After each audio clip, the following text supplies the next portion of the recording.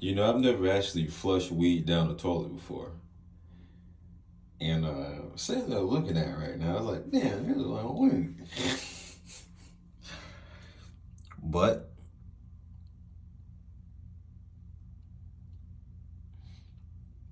it's for the best.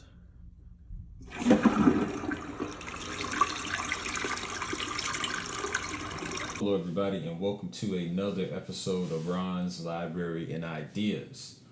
I'm Ron. Now, today's episode is going to be a little bit different because I want to speak about my experience with smoking weed and when I stopped smoking weed and the changes that I saw. And one of the things that I've slowly come to the realization of, and it gets more apparent every day, men, fellas, our women are waiting on us to liberate them. We do live in a system that is built on oppression. And if you think you're free, you're really not.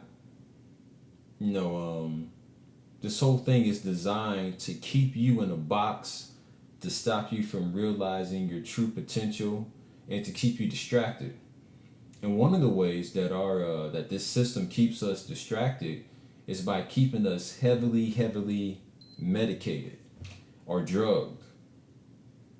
You have to ask yourself, well, why is weed legal all of a sudden? You think they just decided that, okay, it doesn't do anything bad, let's give it to the people? After they've locked up so many of our brothers are still in jail. It's a game that's being run on us. They didn't just give us weed and make it legal in some places because they thought it was for the betterment of the people. It really is a way to keep us drugged and pacified, or so I believe. When I moved down to Florida a couple of years ago, I knew I was going to have someone depending on me to make good decisions because, I'm being the head of a household. And the job that I was working at the time, they can do random drug tests. You come up hot, that's it for your job. And that's a whole nother conversation. Moving beyond these jobs and moving into something else that works better. Because I'm still under the impression that it's ridiculous that so much of our time has to be spent on figuring out money, how money works, and using it to survive. I think that's the mark of a low class civilization, but that's not the subject of today's video. I didn't start smoking until relatively late in my life.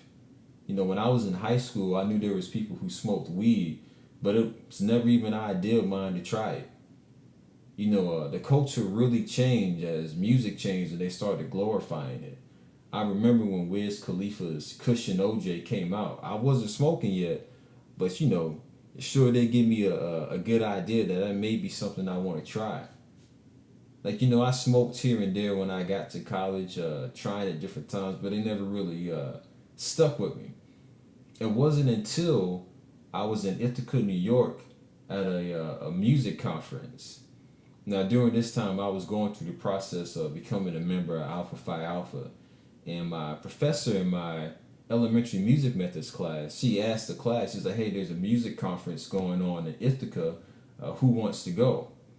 Man, my hand shot up. Alpha Phi Alpha was founded at Cornell University, which is in Ithaca, New York. Now, the conference itself wasn't taking place at Cornell, but at Ithaca College. But I knew if I made my way to the city, there's no way I'm not going to make it to Cornell and to see, where my fraternity was founded. So, I went up there with my Kappa Kappa Psi frat brother, and he knew somebody or he met somebody who was a band director in Washington, D.C. And I think it was the first night we were there, after all the sessions were over with, that guy came and scooped us, and before we went out, we went to his hotel room, and he had some tree. He had some weed. So I'm thinking to myself, you know what, why not? I'm in Ithaca. I'm stressed out anyway. Let me do something to relax my mind. And that experience, smoking in Ithaca, New York, going out, having a great time, that really cemented in my mind, what, weed may be for me. Because I went to sleep that night and I woke up the next day and I was still high. And I was like, oh, yo, this is awesome. What? A high over is way better than a hangover. Um, so anyway, yeah, that started my experience with smoking. And then I had that experience where things got tough at Albany State. So I started smoking more as a way to, ease my ills. But, looking back on that, hindsight being 2020, that's what a lot of people are doing. Things may seem a little bad, you may not be where you want to be in life, but I guarantee you, once you spark that blunt up, those worries start to go away. And at least that's how it was for me. And I know that's not an accident.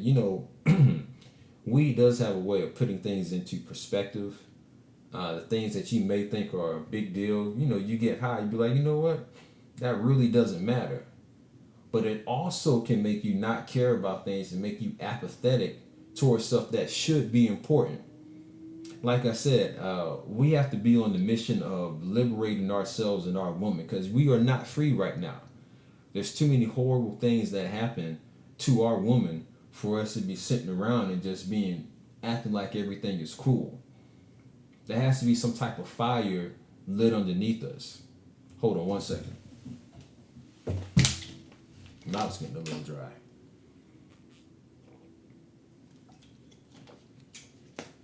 Oftentimes on this channel, I talk about the power of thought and how thought can change reality. Well, if your thoughts are clouded a good majority of the time, you're not thinking about anything on a deeper level or trying to come up with solutions, you're going to get a society like the one that we have right now. When I talked to my father about smoking, he said it gives you the bad case of the tomorrows. Meaning you have something that you need to get done, you'd be like, well, I can do that tomorrow. Kind of make you lazy. Like I was not a, how do you say, I wasn't a productive weed head. I would smoke, I had these ideas, I read these books, and I enjoy it. But I wasn't getting things accomplished that I really needed to get accomplished. So, I made the decision, I'm going to stop smoking. And, I had some slip ups. What do you call it? Relapsing. But luckily, weed isn't one of those things that's super highly addictive. You just have to have the willpower to stick to your word and say, well, I'm not going to do this.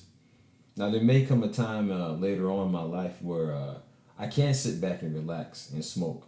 But right now, that's not the time of my life that I'm in. I have to have this fire underneath me. Because if not now, when? And honestly, the scary thing about it, or what's scary to the powers that be, is just how easily this thing could be changed if you take control of your thoughts. But if your thoughts are constantly clouded by drugs and alcohol, all this other stuff, all these other distractions, you won't change anything. So, this is going to be a revolutionary idea. Like, I want to see change in the world. We might as well, right? Let's live life to the fullest if we can. So, because your mind is so powerful, they go out of their way to introduce all these different type of drugs into our society. Like, we know that the CIA was bringing in cocaine to put into our communities to get us addicted to crack. Like, we know that they were studying the effects of crack at UCLA 10 years before it hit the streets. So they knew what it would do to us. And they put it out anyway. You have to ask yourself, why are these people, what are they so afraid of that they have to actively go out of their way, to keep a foot on our necks? Now, it's one thing to not like black people because you just don't like niggas. All right, that's fine. You don't like me, you don't like me. But when you're going out of your way, to hinder me and my people, there's something you have to think about. Well, why? Because they know as we go, so does the world. Like, this is a mental simulation. As your mind goes, so does a simulation.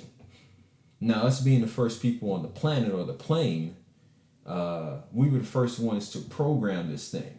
That means we have more experience than anybody else on the planet of making this thing move to our thoughts.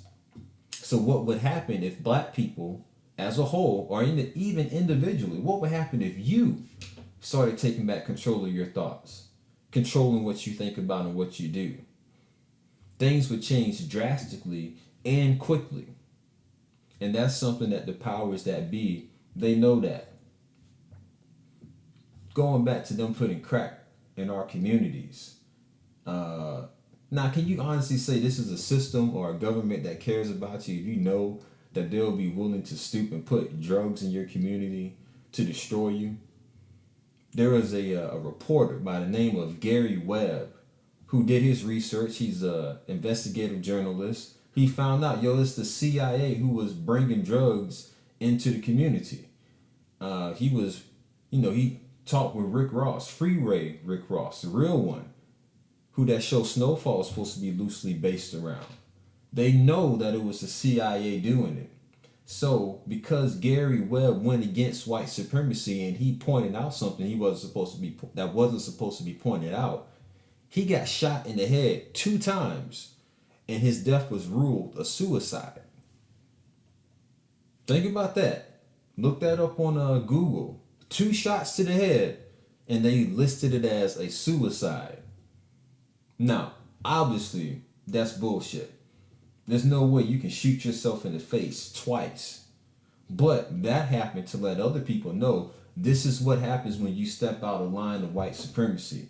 If you do something we don't want you to do, we'll kill you, make it obvious that we killed you, and tell a bad lie, and everybody's just going to go with it. We live in a point in time now where it's like there's so much information out there. It's like a flood of information that you can come and access that the people have become apathetic to it. Where do you begin? That's a difficult thing. Where do I start with this information? So instead of like doing research, instead of reading, a lot of us would rather just, ease our minds and ease our troubles with weed. I was doing that to a certain degree. I went through a period of time in my life where, things seemed a little overwhelming. And I would smoke to make myself feel better. And it felt like, things aren't so bad. Like I was working these jobs that I didn't like. It wasn't enjoyable. But I would smoke beforehand. All right, this job's not that bad. I was using it to ease my troubles.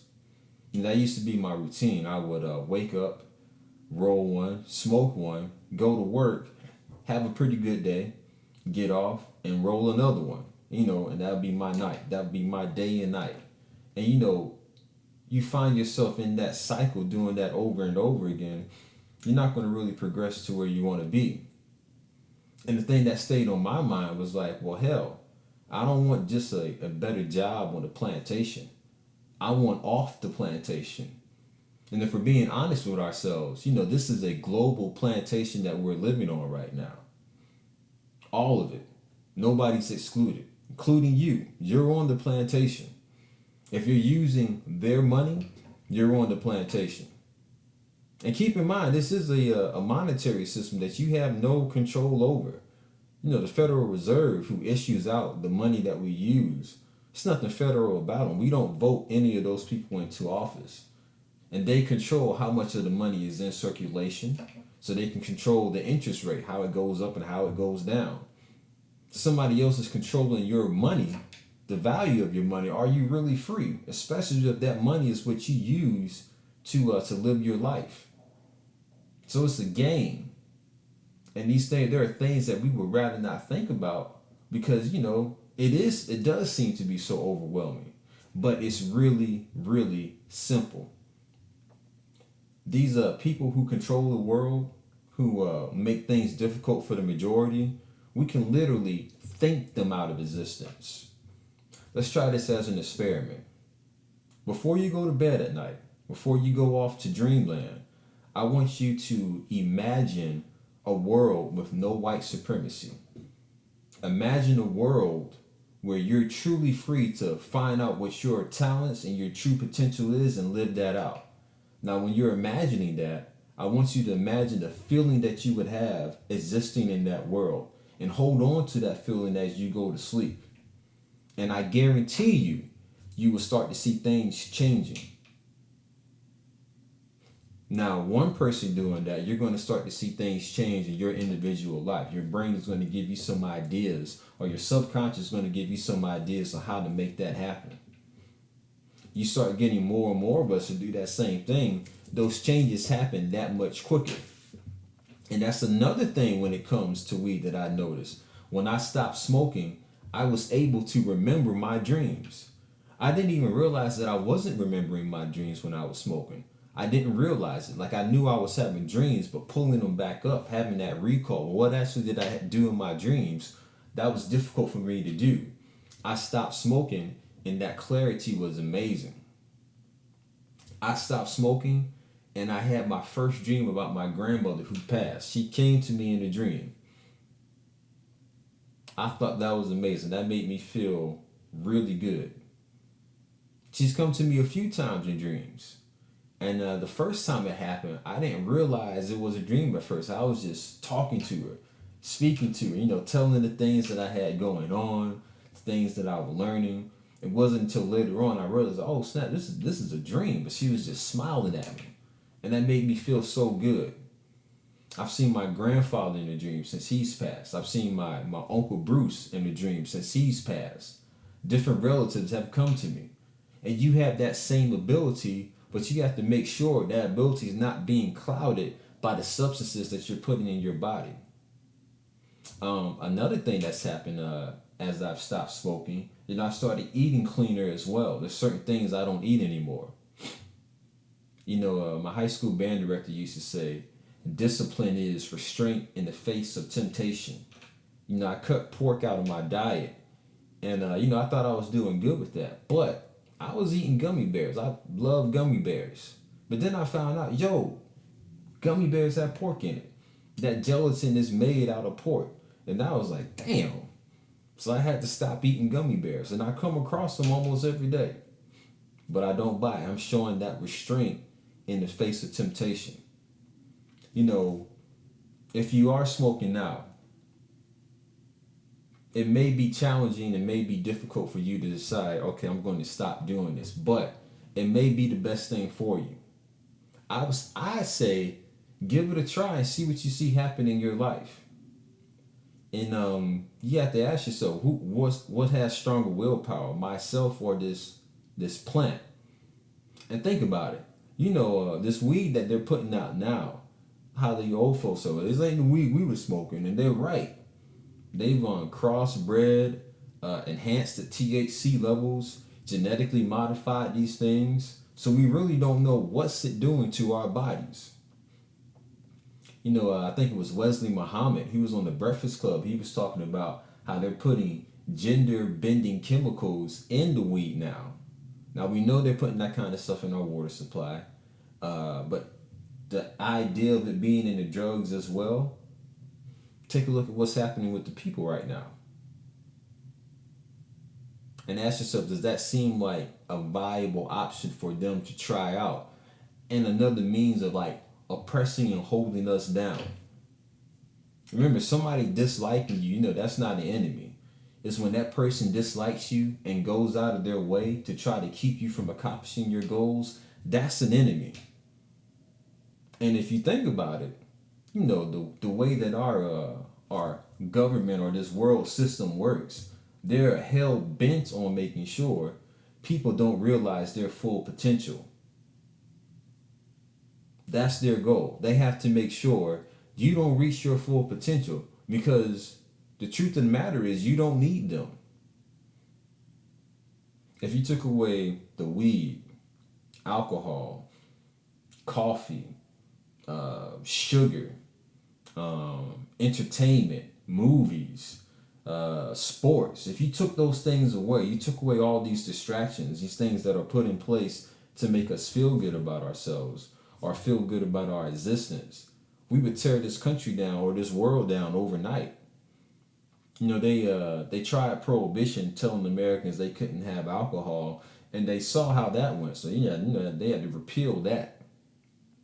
They wouldn't dare try that again because people are going to want what they want, and they're going to find a way to get it. If they wanted to, they could stop the drug trade. They could stop that stuff from entering the country, but they don't want to stop it. One, they make money off of it, and two, it fucks up the mentality of the people. That's the idea. Don't let these people play you for a fool. You are powerful beyond measure, and it's your responsibility to realize that potential.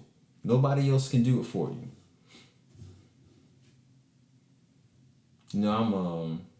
I'm glad that I stopped smoking weed. Maybe there'll come a point in time in my life where I can grow my own and smoke that, and I will feel better about that because you really don't know where the stuff is coming from. You don't know what they're doing to it. And luckily, weed is one of those drugs to where it won't completely ruin your life. Shit, it's not heroin, it's not fentanyl, but it's insidious enough that it's subtle, and you try to stop it, you'll have like those urges. Man, I really want to do this. Like even now, I had good times when I was high. I have a lot of good memories from smoking weed, but I also know there are things that I want to accomplish and things that I'm going to accomplish that's going to be easier without that substance in my body, in my system. So, you have to decide for yourself. No one can do it for you. And this isn't to press you into or anything, but this is just my experience, what I've noticed. My life has gotten better since I've stopped smoking weed. I stopped smoking weed. I got a good woman in my life, and those two things, like that combination, has really propelled me forward. I've published a book, Free Your Mind to Have Peace of Mind. You can find that. I'll leave a link to that in my in the bio of this, or you can go on my Instagram and find that as well. Free your mind to have peace of mind. There's so many things they have as distractions, and one of the ways that people try to ease their mind is they use some type of drug or alcohol. Well, that book that I wrote, that ebook that I wrote, will teach you how to do that without needing that substance. So, check that out. Give it a read. I know that will help you. I started a small business, my head wrap line. These are just small steps to get me to the lifestyle that I want to live. And honestly, thinking about doing it as, that idea that, it has to be a group effort, we all have to do it. Nah, it's over with for that.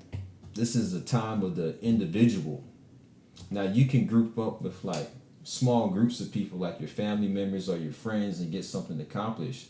But this idea, like we're going to get all black people on the same page, it's not happening. And honestly, we don't need it to be that way. They showed us in the past, we try to get organized, and they'll kill our leaders. Like as soon as you talk about organizing, your enemy will send somebody to you to organize you. So be careful. You got to be careful when people start talking, well, we need to do this and we need to do that. What do you mean we? I'm going to do this, and this is the results that I expect to get. Maybe you can try this and see what happens.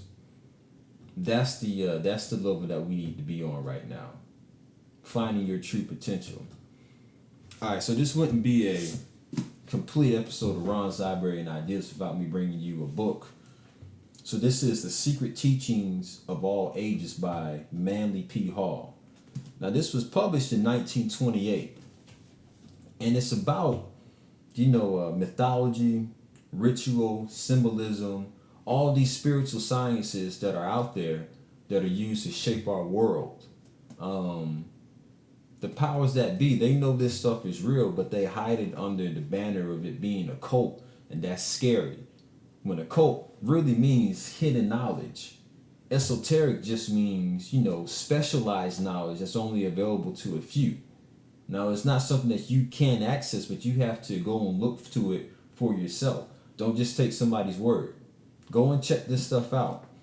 Now, people who are into masonry, like the Masons, They study this type of symbology, but they don't give that information out to people who aren't in that organization. But it's available. You can go and get it for yourself. And this is a book that has some of that stuff. So maybe on my next video I'll do some reading out of this. But until next time, think about that. What's that weed doing to your life? Is it worth it? Are you to a point where you're happy with your successes? Are you happy with the outcome of your life? If the answer is no, ask yourself, okay, what can I do differently to make myself get to the level I want to be at? Now, if you're smoking and you feel like you're successful with that, hey, have at it. But like I said, I wasn't a productive weed head. So that's something I had to pull out of my system. Until next time, thank you for watching this video. Check the links I'm going to leave for my ebook, Free Your Mind to Have Peace of Mind. I hate saying like and subscribe, but that's the game you have to play. Like and subscribe, hit the bell, and I'll see you guys next time. Peace.